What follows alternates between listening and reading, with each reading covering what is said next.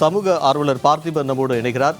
வணக்கம் பார்த்திபன். சைதாப்பேட்டையில் கழிவுநீருடன் கலந்த குடிநீர் வருவதாக பொதுமக்கள் கடந்த 2 மாதங்களாக புகார் தெரிவித்திருந்தும் அதிகாரிகள் தரப்பில் எந்த ஒரு நடவடிக்கையும் எடுக்கவில்லை. இதன் காரணமாக தற்போது ஒரு 11 வயது சிறுவனின் உயிர் போயிருக்கு. இது பற்றி உங்க கருத்து சொல்லுங்க. மெட்ரோ வாட்டர் ரோட் லெவல்ல இருந்து பாத்தீங்கன்னா கேம்பர்ல 12 அடி ஆழத்துல இருக்க வேண்டியது காவாங்க. இதுல எல்லா இடத்துலயும் பாத்தீங்கன்னா ரோட்ல இருந்து 2 அடியிலே தண்ணி நிக்குது. எல்லா இடத்துலயும் அடப்பு இருக்கு. அந்த அடப்பு இருக்கும் பட்சத்தில் என்ன பண்ணால் அந்த தண்ணி பக்கத்தில் இருக்க மணல் வழியாக குடிக்கிற தண்ணியில் எல்லாம் கலக்க தான் செய்யும். இதை மெட்ரோ நிர்வாகம் சரியாக கண்டுக்காமல் மெட்ரோ வாட்டர் நிர்வாகம் சரியாக ஃபாலோ பண்ணுறதே கிடையாது. இதுக்கு என்னென்னா மெட்ரோ மறுசுழற்சி பண்ணுறோன்னு சொல்லிட்டு மோட்டர் ஆஃப் பண்ணி விட்டுறாங்க. ஆஃப் பண்ணி விடும்போது எல்லாரோட கழிவு நீர் தண்ணியும் பார்த்தீங்கன்னா அதில் தான் ஸ்டோரேஜ் ஆகும். பூமிக்குள்ளே எங்கெங்கெல்லாம் மணல் இருக்கோ அந்த மணல் வழியாக போயிட்டு குடிக்கிற தண்ணியோட கலந்துரும். கிணத்துல போய் கலக்கும், சம்பில் கலக்கும். இதுக்கு யாருமே சரியான முறையான பராமரிப்பு இல்லாமல் அரசியல்வாதிகளுக்கு ஜால்ரா போகிறதுலையே எல்லா நிர்வாகமும் மின்சாரத்துறையும் அப்படி தான் இருக்குது, குடிநீர் வாரியமும் அப்படி தான் இருக்குது, மாநகராட்சியும் அந்த மாதிரி தான் செயல்பட்டு இருக்குது. இதை 12 அடி ஆழத்துக்கு உள்ள ட்ரைனேஜ் லெவலில் நீங்கள் சரி பண்ணாலே சரியாக போயிடுங்க. இந்த பிரச்சனை வராது. அதை சீர் பண்ணாமல் நீங்கள் என்ன தான் எத்தனை கோடி ரூபா செலவு பண்ணாலும் இது சரி பண்ண வாய்ப்பே கிடையாதுங்க. இது என்னோட தாய்மையான கருத்து.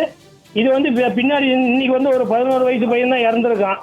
பிற்காலத்தில் பார்த்தீங்கன்னா இது இந்த கள்ளக்குறிச்சி விஷ சாராயம் மாதிரி குடிக்கிற தண்ணியை மெட்ரோ வாட்டர் சப்ளை பண்ணுற குடிநீர் தண்ணியை விஷமாக மாறிடும். அப்புறம் எல்லா மக்களும் கன்சியூமர் கோர்ட்டு தான் போய் மெட்ரோ வாட்டர் நிர்வாகத்தை தான் முறையிட வேண்டியதாக இருக்கும் கோர்ட்டில்.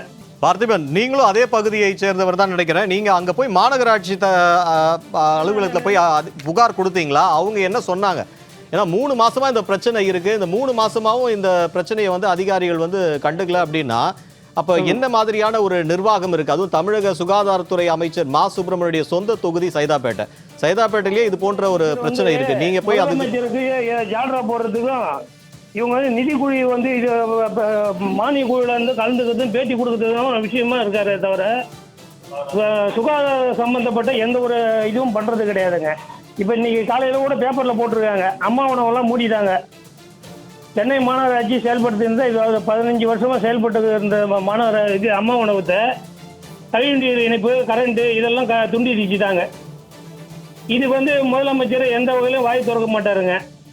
அவங்க புதுசாக பில்டிங் கட்டுறதுக்கு ஹாஸ்பிட்டல் கட்டலாம், பல ஆயிரம் கோடி ரூபா கொள்ளடிக்கிறது தான் குறியாக இருக்காங்களே தவிர ஓட்டு போட்டு மக்களுக்கு எந்த ஒரு நல்ல விஷயத்தையும் பண்ணுறதுக்கு முயற்சி பண்ணுற மாதிரி தெரியலங்க. இது கண்கூட நம்ம பார்த்துன்னு தான் இருக்கோம். இது அவங்களுக்கும் தெரியும், பொதுமக்களுக்கும் தெரியும்.